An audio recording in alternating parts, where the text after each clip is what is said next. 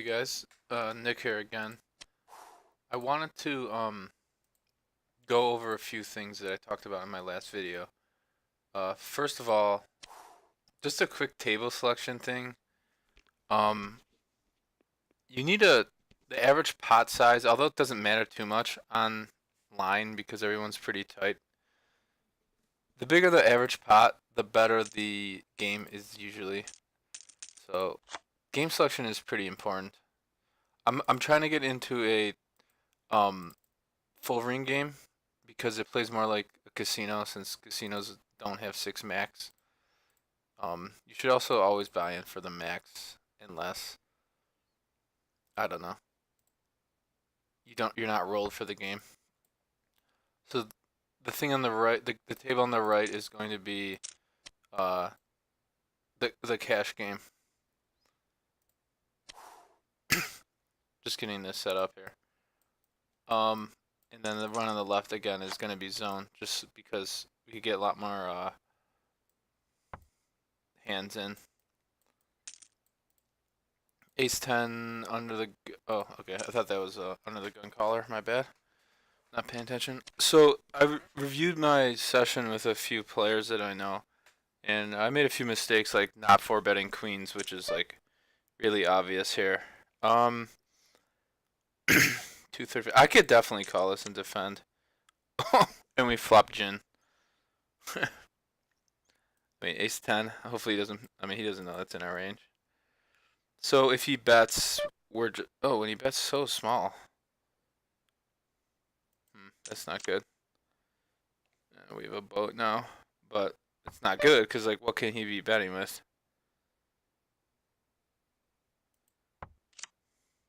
Hopefully, hit a queen or something. Unless his pocket queens we get stacked. Oh man. I mean, I just have to raise. You get pocket kings.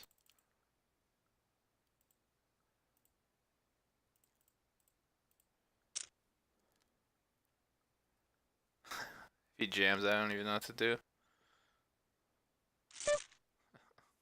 God. Alright, whatever. Yeah. Way to start off the stream here. I knew he'd hit it too. That's just. That's just unlucky. Do I just fold there? I guess on a jam. The jamming kings there ever? Uh, that's a really tough spot. I mean, been kind of running bad lately. I'm down a few buy-ins. So the one thing I wanted to go over with in this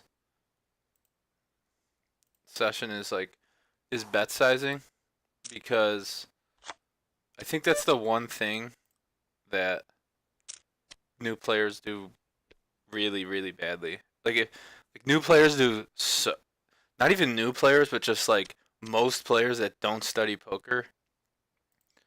Um, I mean they do everything badly, but if there's one thing they do really badly or just have no idea what they're doing, it's bet sizing. I just want to know what you guys think about that pocket tens hand, like, or that ace ten hand. Like, do I just fold to a jam? I don't even know. Um, down like five buy-ins at these stakes now. I ran really bad yesterday. I got in pocket aces versus kings. I had aces pre-flop for like 150 big blinds, and he hit a king yesterday. And then there's other hands I can't really remember. Queen jack suited and the cutoff is a raise. My one friend said that I should probably. I hate betting here because it's just so obvious. Sometimes I check and he bets like it goes through so often though. But like I said, I'm betting with my range, not my hand. I said that in the video before. As you could tell, I'm kind of down in my voice because I've been running bad in live poker. I just came from the casino, not too long ago. Put in like an 8-hour session, and I literally folded everything and played, and like two hands just killed me. One was I had Jack 9 suited, and a reg called me, and I raised under the in the hijack at Jack 9 suited, and a reg called me, and like two other, like the blinds called and some other fish called. And I Jack 9, the flop came King Queen 10. So I flopped the bottom straight, and of course the reg that I play that I know flops the Ace Jack, flops the high end of the straight. The board paired, and he didn't. Oh, hold on. The board paired. I should have made it a little bit bigger. My bad. And the board paired, and he still like, and he didn't get in on a turn, and he just flatted me.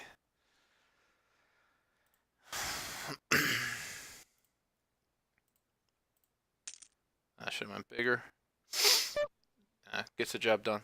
So, my other friend that I talked to, he gave me a pretty good tip about bet sizing on really dry boards. A dry board is when there's like no draws, maybe like, like 9 high or something like that, but mainly that there's no draws, like a rainbow board with no straight draws there. And he gave me a really good tip that he bets way smaller on those boards because like if you're betting 1/3 pot there, because the only thing that's going to continue is like a pair, top pair, maybe mid pair if they think you're aggressive. So regardless if you have the top pair or not, the only thing that's going to be continuing is the one pair. See, this is a weird spot. Is one pair. So you save money by c betting that so small. This is pretty loose. I should just fold here under the gun with Jack Queen offsuit. I hate Jack Queen. Like I folded under the gun. Like 9-10 suited under the gun. I'm just folding. And for those of you who don't know, under the gun is just first to act. I try to approach these videos like you guys already passed the stage where you know what under the gun means. I talked to my friend at the casino. He said that I should go be more simple, like Alec Torelli's videos. What? I was just big blind, right?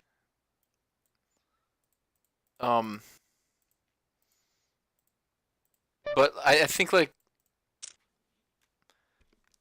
being simple about things, like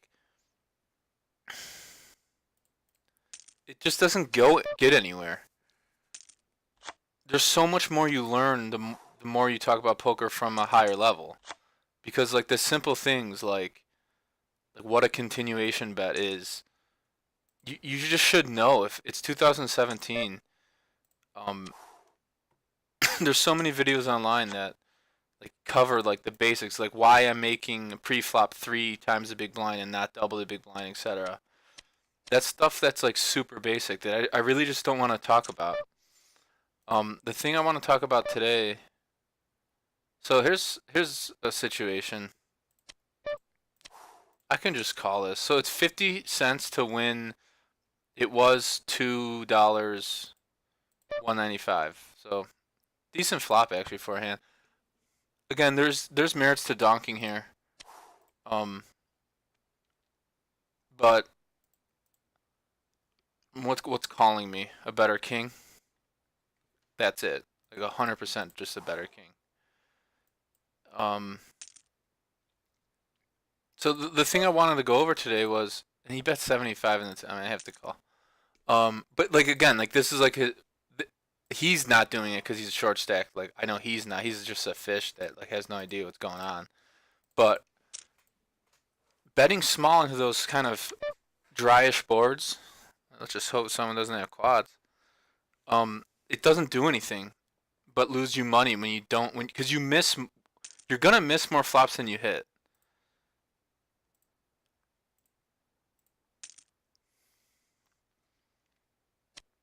Yeah, definitely bet this board. I mean, it's not like the greatest board to see against the button. Does he have quads?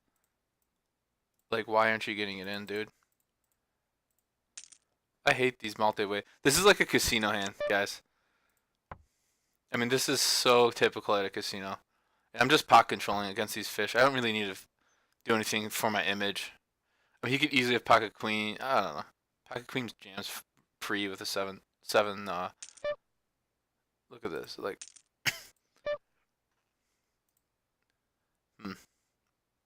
and he has aces, so he lost value. He should be getting a full stack pre-flop with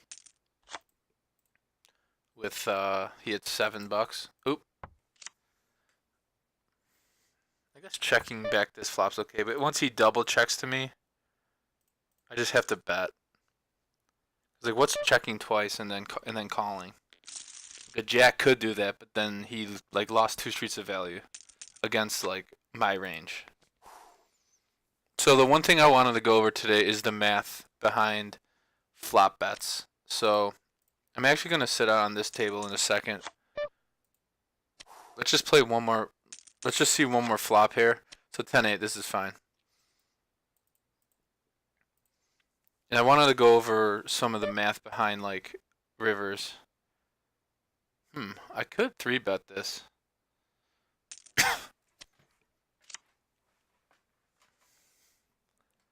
I don't really get too out of line on a one-tone board. Like my straight has like no showdown value. I really don't get out of line right here. Because like if we get in on the turn, like he's gonna have a spade in his hand. And he only needs I think 5-1. Ace queen. Alright, so want to go over some of the math involved on like how often flops, like what you want to do on the flop. So the first thing I want to, you guys got to know, and most of you guys know what pot odds mean or are, but you like don't use it at all. And even if you do use it, you only use it like when you're, oh, am I drawing to a, if you're drawing, if I need, like I need this, I need the right odds to draw to my flush or straight. Like on the flop to draw to a straight or a flush, you need around 4 or 5-1 depending on which one. I'm gonna make it pretty big.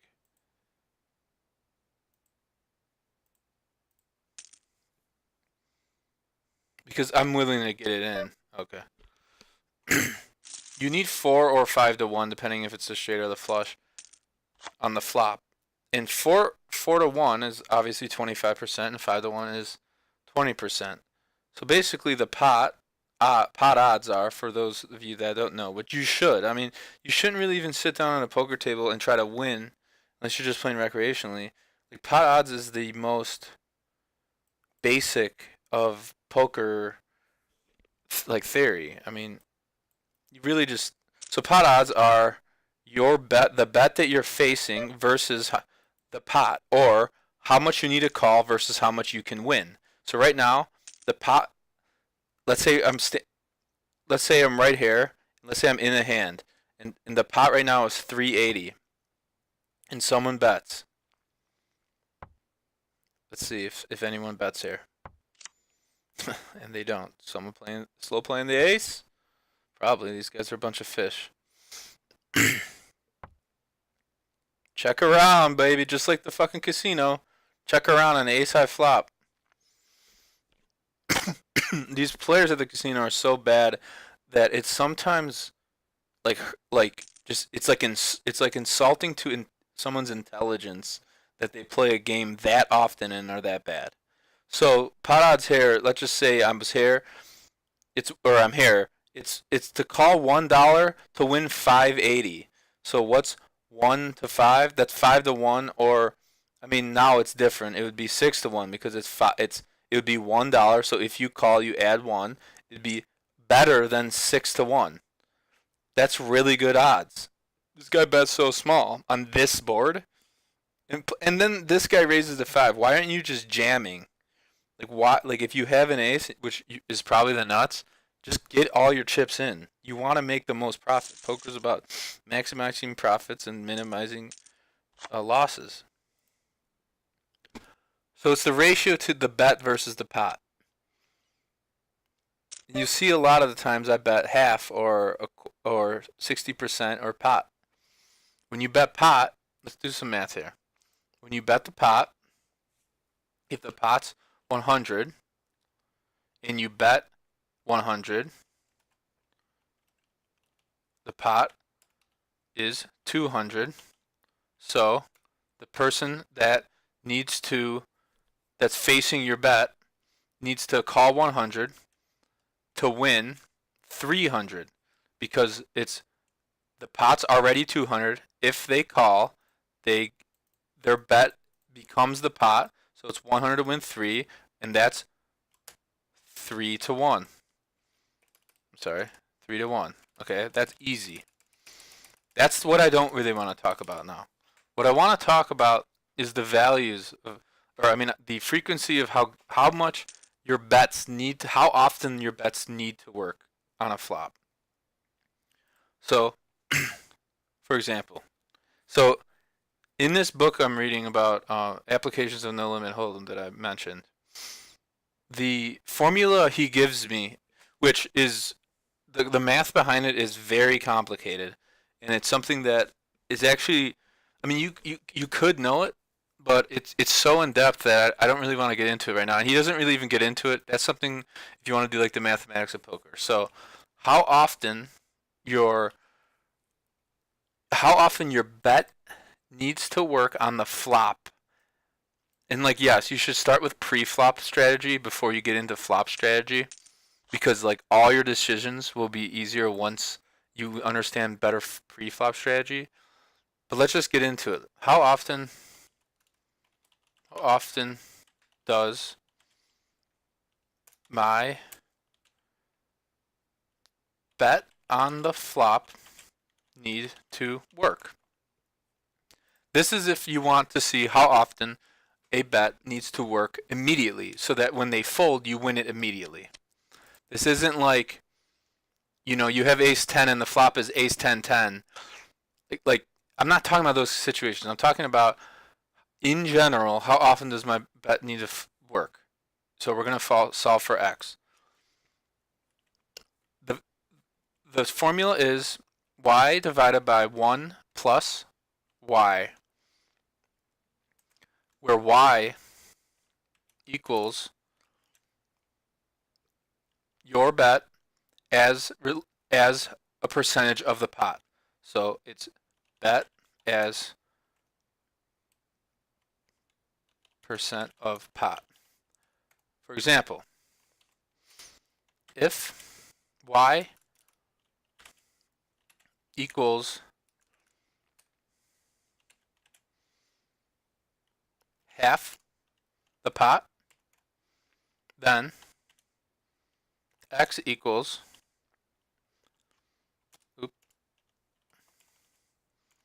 I'm sorry, 1. I'm sorry. So then it would be 1.5. So the reason why you do 1 plus it is so that now it's a positive number. It's above 1. Do you know what I mean? Since your percentage of the pot is usually less than 1, because in no limit there is times you need to overbet. So this would be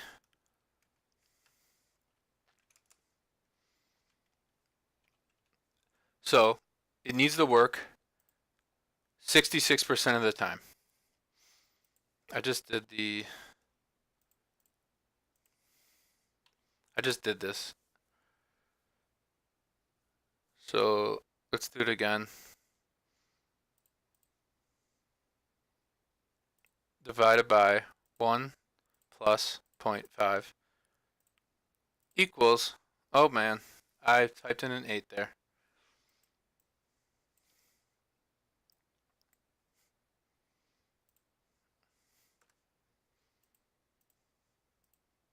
So it was 0.5 divided by 1 plus 0.5 equals 33%. So, what does that mean? That this actually kind of like in a way blew my mind that your C bets need to work on the flop only. And I don't really want to get into the turn and river situations yet because things obviously change drastically, especially the more the cards come out. So that means that, I'm sorry, I wrote 66. I meant 33. That means only 33% of the time you need to see an immediate fold from your opponent when you continuation bet a flop. Or just bet the flop in general. If you're donking or just any, usually it's continuation since no one donks anymore. And honestly, you shouldn't donk too much. Like I said, the computer that totally destroyed the top heads up pros, their donking range on the flop, there's only donking like 14% of the time. If he calls here, I'm going to squeeze with 6-4. This is like a perfect squeeze situation. So how often do I need this to work? This guy needs to call 125 to win. See, the ace high flop, I mean, this is good like for my range. Let me have backdoor outs if you need it. And that's like the worst card I can see. Because I can't bet on like anything. What is he continuing with other than the draw? I guess the draw, I'm sorry. So double barreling probably should have been what I should have done. He's thinking, how much should I bet against this guy, this fish? He's 950. I'm not calling anything. Maybe he's scared. He missed his draw. And check. And all in. Like, tank all in is the nuts. Or like close to the nuts. Like always. So I probably saved money by not double barreling there. So let's get back to this. Betting on the flop only needs to yield a profit. I mean, it needs to yield a profit 66% of the time. So so how often does my flop bet need to work? 33% of the time. That's kind of low. What does that mean? That means you can float a lot of flops. Under the gun, I'll fold this. So I think what a lot of people do like way too much is they fold if they have like second pair against a pre-flop raiser like way too much. I see it at the casino all the time. These old guys, if they don't have top pair, they're folding. So what does this mean? So what does this mean if so that's only if you bet half the pot. Now let's plug it in if you bet 66% of the, or let's do 75% of the pot. So 0.75 divided by 1 plus point plus 0.75. I think that's okay, right?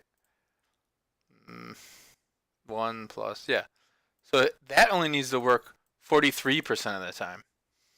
So you see the trend. So let's do a pot size bet. 1 divided by 1 plus 1. Oops. I'm sorry. 1 divided by 1 plus 1. I'm definitely raising here.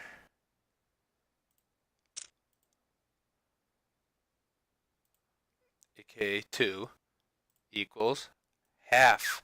So what is the trend? It's going up. The bigger your bet in relation to the pot on the flop is, the more often, or the less, I'm sorry, it is going to work, or it should work. So, yeah, I squeezed here. You see these limpers? You should just almost never limp.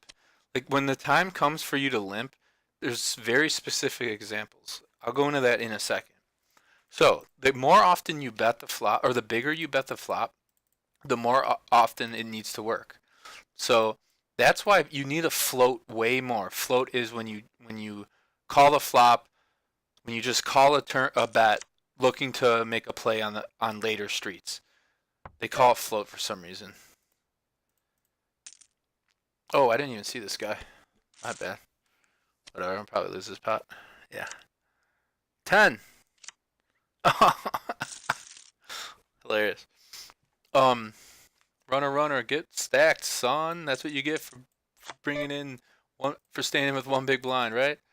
So basically, all I'm saying is you guys need to defend more. So that's why. Let's plug this in for what my friend was saying, and it was great advice. Bet smaller when there's less draws, because when there's no draws, because they could only be continuing with top pair.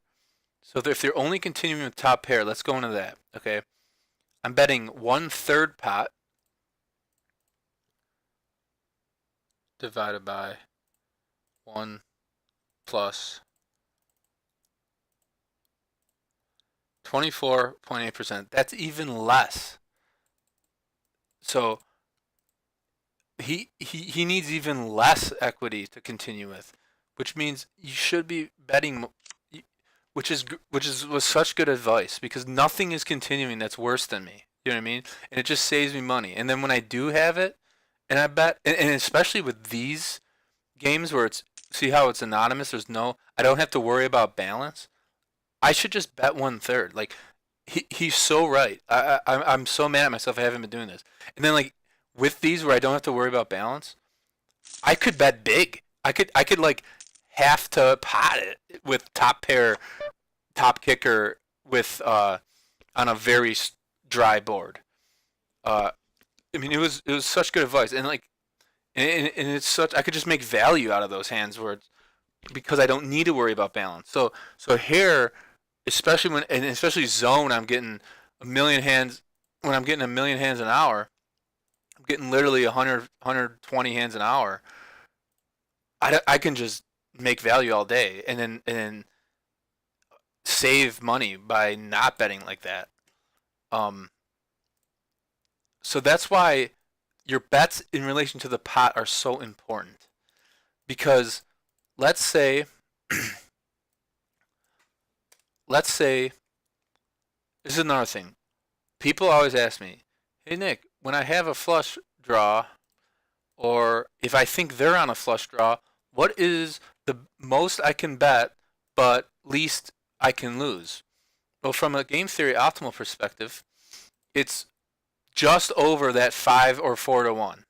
So, if the pot is, let's do an easy one, 90, 100, I need to bet, wow, he hits it.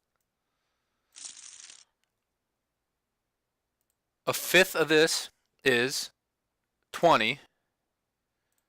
So if the pot's 80 and I bet 20, the pot's 80 and the bet's 20, pot is 80 and the bet is 20. The pot is now 100.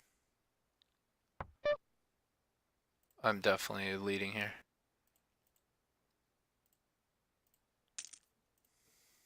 100. So you're facing 20 to win 100. You have 5 to 1. So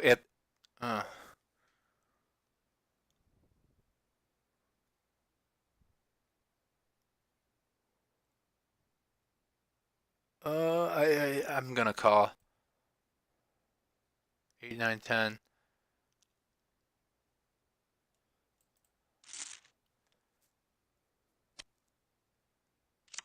Wow, we're fading it. Hell yeah! Look at these fish. What was this spaz play? Why not just bet the flop and get the folds that you needed instead of? Oh my god, it's just so bad. Because, I mean, on a bad day, I can just fold there and be like, whatever, he has pocket aces or something. So what's the answer? I guess 21 to win. Oh no, that would be to win 101. So you need to bet more than you need to give him bad pot odds. So it would be like if the pot's 100 and you bet 50, the pot's now 150. So it's 50 to win 250 or 200. You don't have good pot odds, the right pot odds to call. So you see what I'm saying? I'm sorry I'm not explaining this well. Doing it off the cuff. I haven't thought it out too much. I didn't know I was going to go into it that much. You need to make sure that they don't have 5 to 1 or 4 to 1 to call. They need it worse than that. Worse meaning the number in front, like 5 to 1, 4 to 1, the blank to 1, X to 1, needs to be less than that. 2 to 1, 3 to 1, 3.5, 3.75 to 1. That's what I mean by they need worse than that.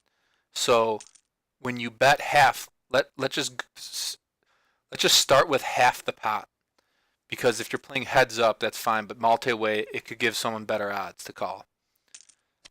You bet half, they're getting 3 to 1. They need 5 to 1 to call on their straights and draws to make it a break-even play. So don't bet there. So don't bet less than half if it's a draw heavy board. That's why when you see me bet against on draw heavy boards, or when I don't want calls, I bet more, because like I said before, with that y equals y divided by 1 plus y. I mean x equals y divided by 1 plus y. What I'm saying is the reason I make my bets bigger, even if I have the draw or I don't have the draw, they need to defend less. Do you know what I mean? On a draw. So I'm mathematically making it so that they are not wanting to call as often. Now, there are other times. Here, I'll get into a zone game so we can go over more hands.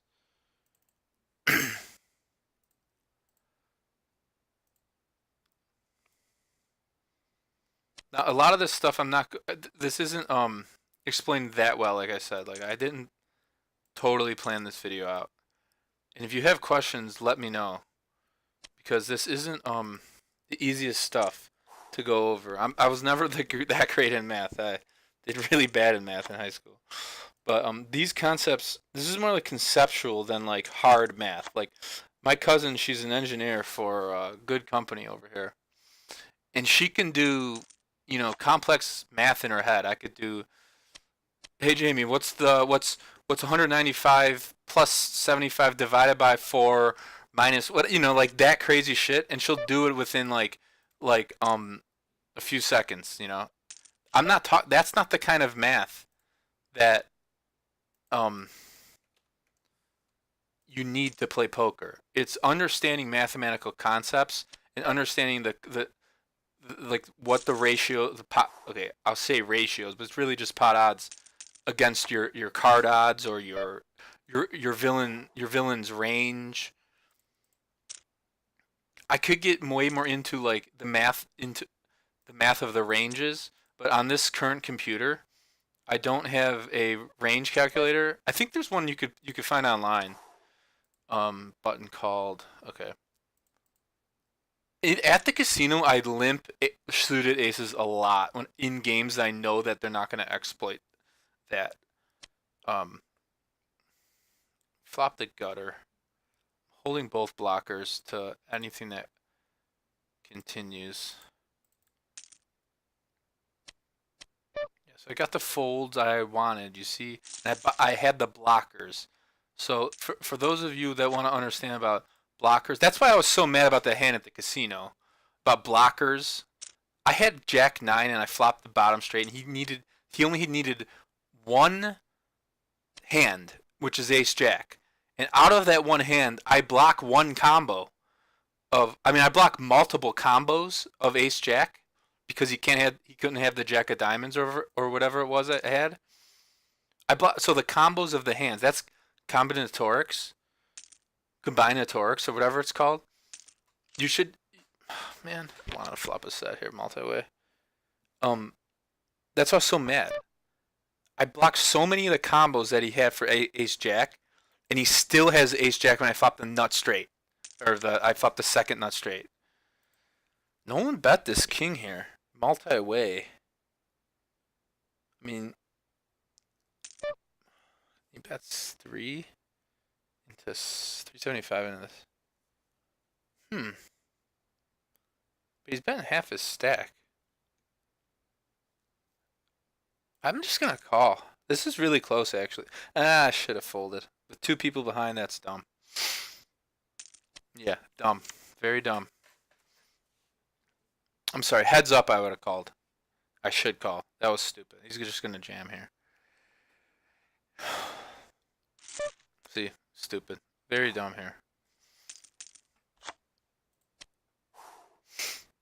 As soon as I pressed the call button, I was mad at myself. And that's a mistake that is just gonna, you're just gonna, by playing poker a million times, you're just gonna realize hands like that where you're like, oh, I didn't see their stack size, which happens a lot live. And, oh, how many players in the hand? Like, that just, like, never happens to me anymore. And, like, yeah, it happened right there, but it's such a low percentage of the time.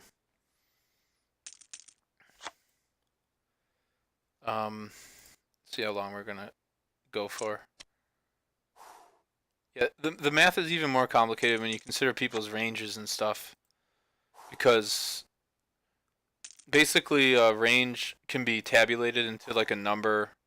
Like for example, and it's not totally exact, but like, so 100% range meaning every hand possible in poker. Deuce 7, pocket aces, and everything in between. An 80% range is like that, only you like take out the worst 80 or the worst 20% hands. So you leave out 7 deuce, you leave out deuce 3 and deuce 4 and stuff. I'm gonna 3-bet ace king suited. He made it that. He made it big. I don't know, like why. Maybe he wants more folds. And like the math pre-flop with how often that needs to work is very similar.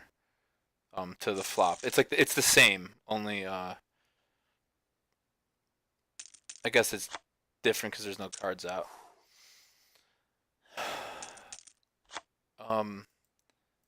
There's actually a different way to show how often. Here, I'll bring up the book. Yeah, yeah. I could do the math. It's like how many big blinds you risking versus how many you're winning. It's a very similar kind of mathematical equation. Like right now, I'm risking. If he raises. Do I 3-bet ace jack here? Suited. I'll call.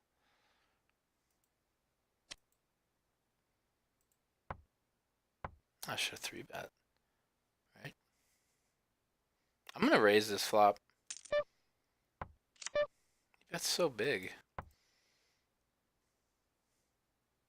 187 into 214. Let's just raise him, see what happens. With one person behind, he's gotta give me some good credit. I like to attack these boards sometimes. These ones that are unconnected rainbow. See? Because like I could only be representing that king. And like I said, I don't have to worry about balance in these games because balance is like the idea of balance. For those of you that don't know, it's pretty much the most important thing in poker, but it's very complicated and it's something that you don't really need to do at low stakes games where no one's paying attention. It's like, for example, and everyone knows this idea. You're playing against an old guy at the casino who's 70 years old, and and he's so tight. You know, whenever he bets a flop, he has a pair or better, and whenever he checks, he doesn't have a pair. So what do? You just do the opposite of what he does. So when he bets, you fold, and when he checks, you bet. And that's So to balance that range, he's not balancing out. This guy tanked and then that's about it.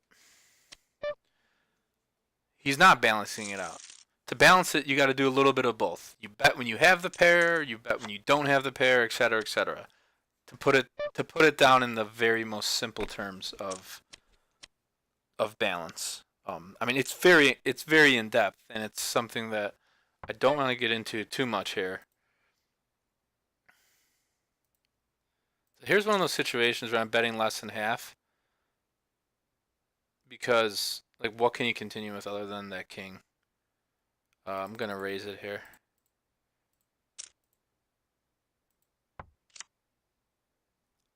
And I get to basically see a free river with moderately decent equity.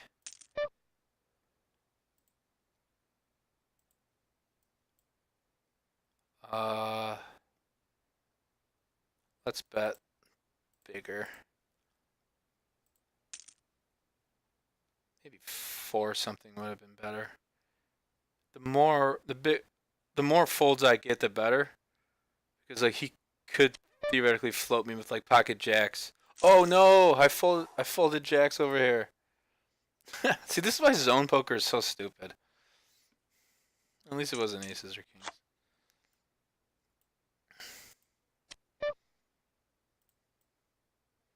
Because when I'm thinking about a hand here, I have 15 seconds to act. It's so stupid. Flop the top pair here. The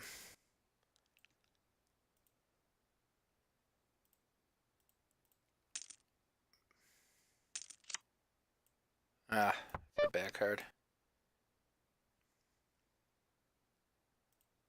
I'll call. I'm getting decent odds.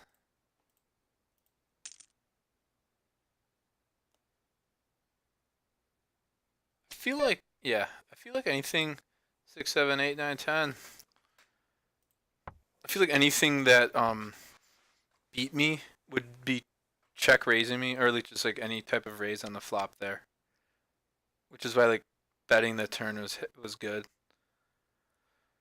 136 into 230. Appeal 1. Oh, I forgot about that guy. And we turn 2 pair.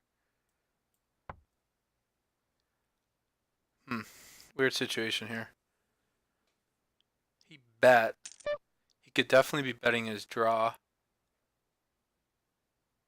Don't really want to scare him off. Ooh, Jack's not good.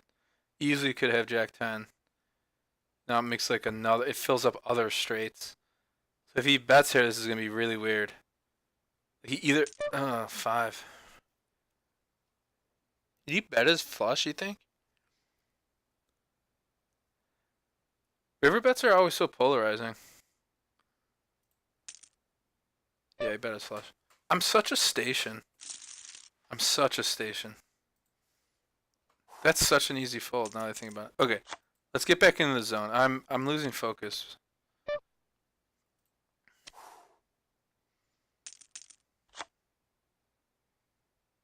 Yeah, he wasn't afraid of anything. So he definitely has a big hand there. That's stuff that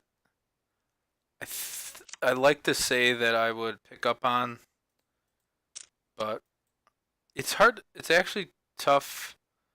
I have a blocker here. Could be calling with a jack though.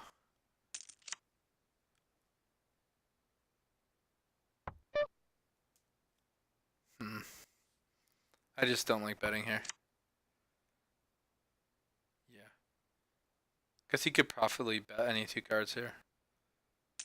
Yeah. I think he had his beat anyways. Oh, I'm such a station. So stupid, that call. Oh, we flopped the gutter again.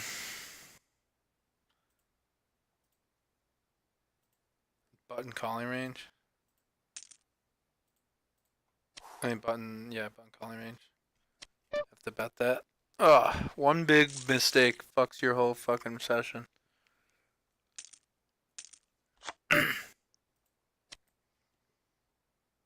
Let's see if my brother's still in a League of Legends game. I'll play for a little bit longer. I don't need many of you smartasses saying that call with 2-pair was so bad. I'm calling every street other than the river there. So the flop and the river or turn were fine calls. It's just that river call again. Facing river calls. I mean folding river bets. Folding big hands on the river is like such a big leak. I already know it. Like I've known it for a while. I hate folding, like every other poker player. I do it so often because you have to. Let's just see how. He's only 7 minutes in. We'll play for a little bit longer and then I'll play my own League of Legends game because this game's fucking boring compared to League. This game's just a lot more profitable. Let's see, 20 plus 45. I have like 40. I mean, $66 left. We got stacked once. Ooh, look at this flop.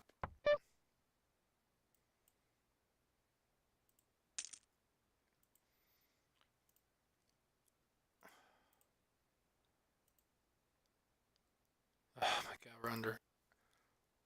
We're almost under 200. Hope someone just check raises us with the fucking heart draw.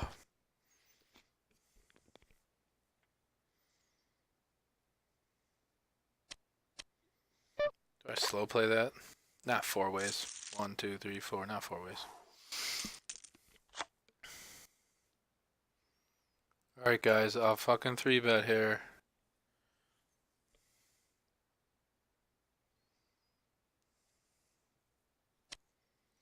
What's with these tankers? This is zone poker. Let's go.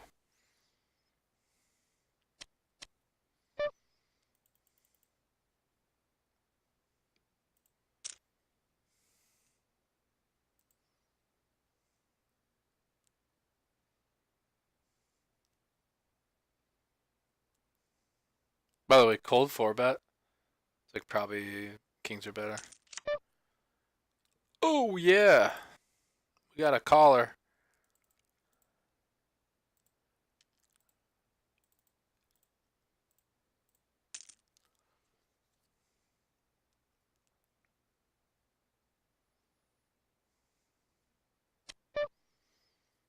You don't have ace jack? Just have ace jack with diamonds.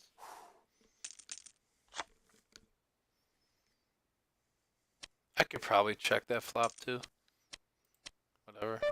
It's fine.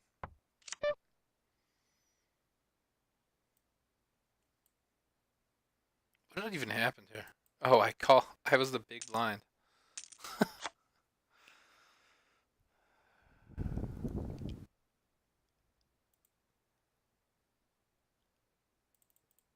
That flop bet was way too small. I don't know what I'm doing.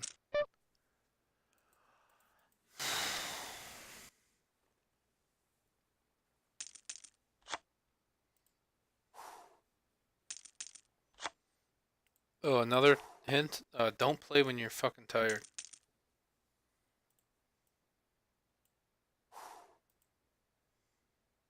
I'm gonna squeeze here.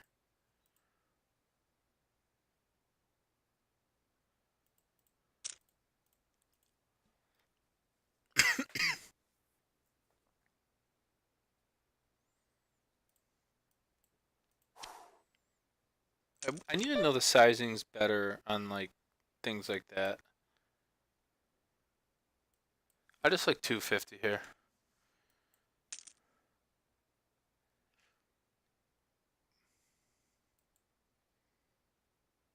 $74. You think you're slick, kid?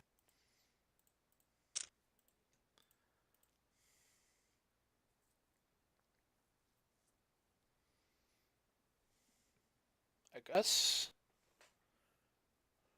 if he jams, it would be he calls.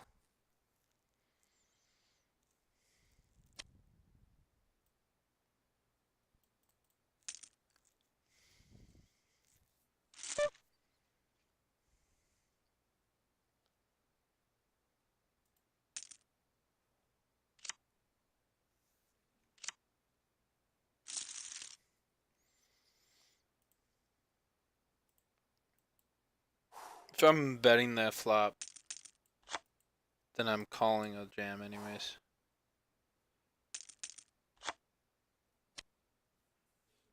So maybe I shouldn't bet that flop. Bad bet, right? I don't know. Cause I need a bet folded jam. See, should have looked at his stack. It's an easy play. It's an easy bet fold if he's fully stacked. God, I'm playing awful. This is a squeeze, 100%.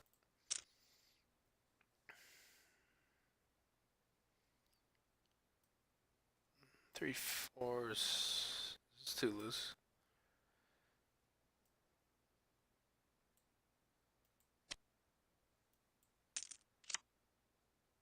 Not a bad flop.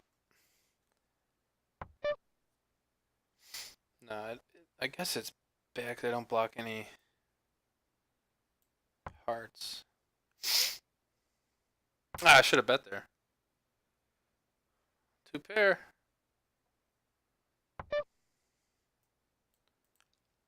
You know what they say about one-tone boards? Bet it.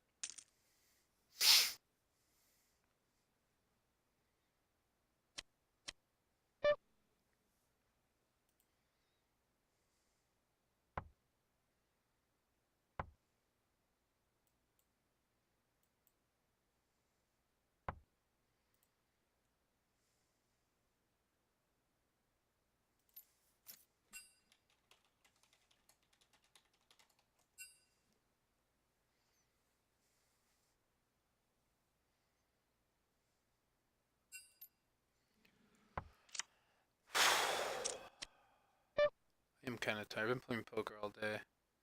See, these min raises in late position is just like I'm just gonna squeeze like all day. What's the bet sizing I should make it though? Ooh, perfect. Ace high flop.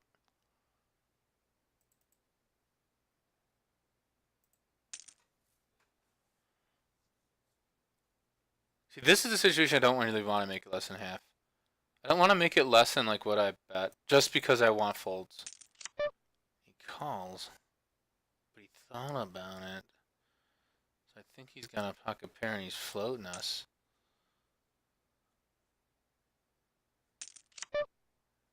Or not. You have it. And we'll just give up. Whatever. This kid has fucking ace 4, pocket 7. Hit it.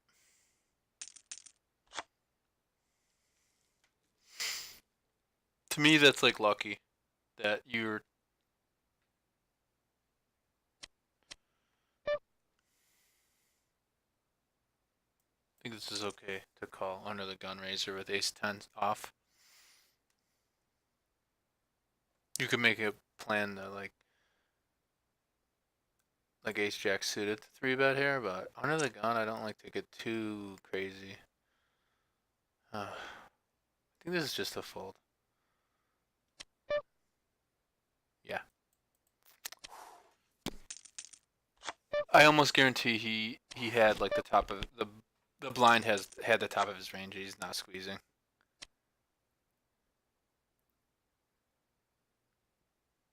Maybe not.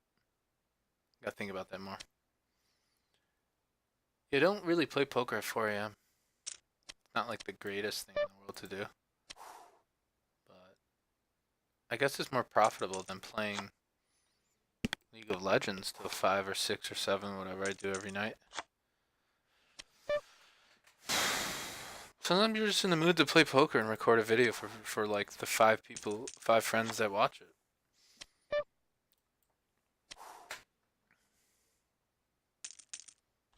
Thinking about doing another video series where I talk to the camera where you could actually see me. And I talk about life and poker and film, since I still want to make a film. Just life in general, why I don't do film stuff anymore.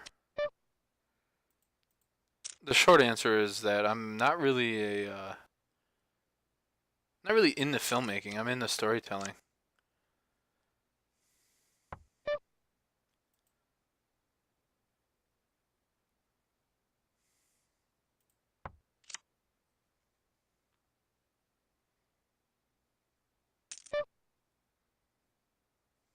Double gutter. Let's do it.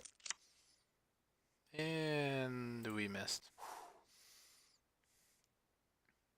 I wanted to be a writer because I wanted to tell certain stories for certain reasons. Um, there's a huge long answer that I would love to get into in a different video. And I play poker because, I mean, I love poker. I think it's pretty much one of the best games ever made. Especially, I mean, Texas Hold'em in particular. Some people think like, oh, PLO is way better. It's such a better game.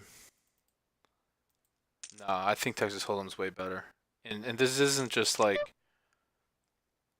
a thing like I only play Hold'em, so I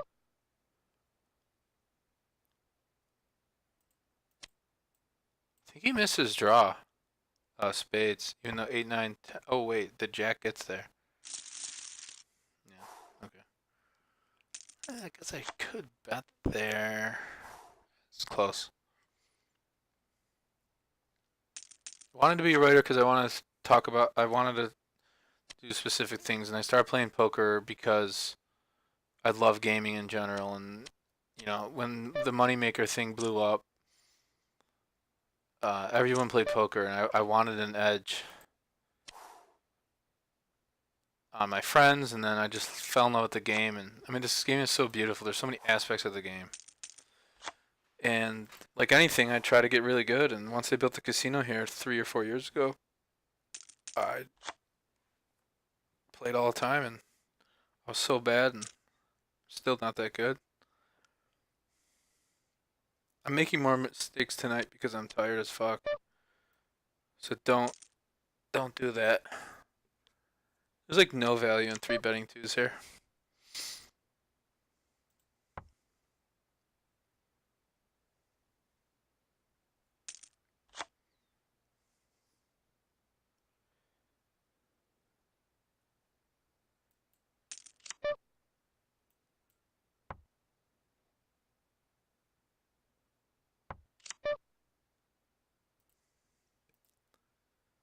So this will fold out like pocket sixes, pocket sevens. I mean, it could. Yeah. You need $1? Why, kid? One whole dollar?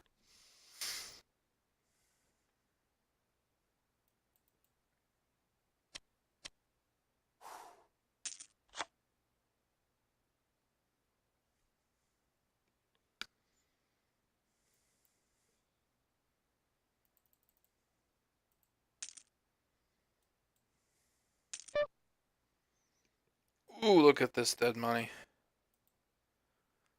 All this dead money.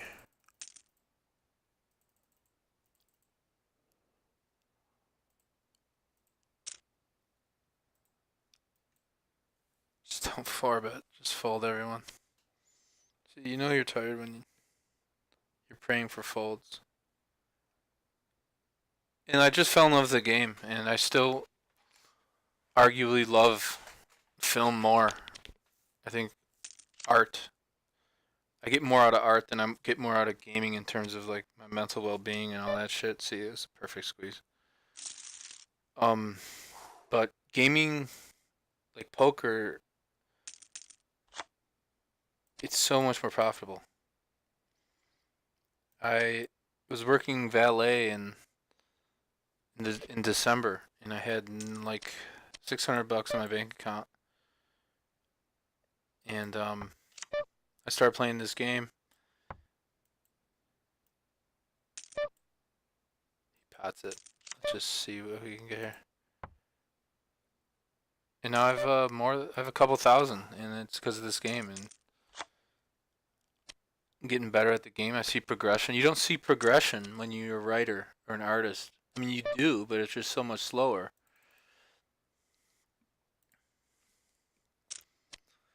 And you don't see it like right away. You don't like directly see it, if that makes any sense. Oop.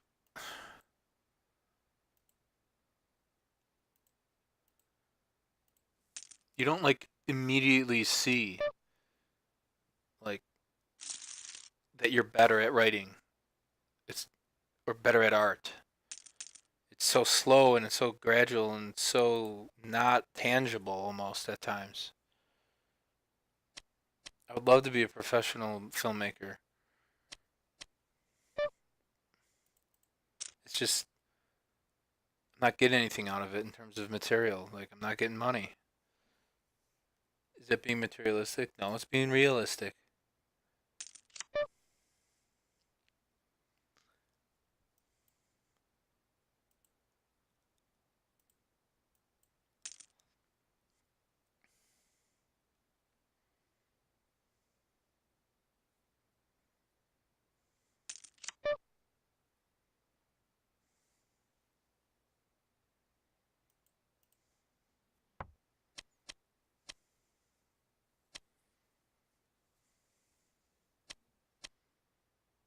I'd like to talk about that topic more, but I'll save it for another video.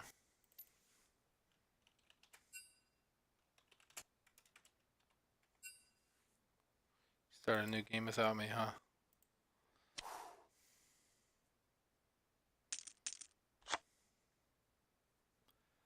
Alright, I'm gonna end the session here since I'm getting tired and everything. If you wanna watch me play League, you could go ahead. Maybe I'll post a video of that and talk about it too. It's tiring talking this whole time and playing. Alright, see you guys.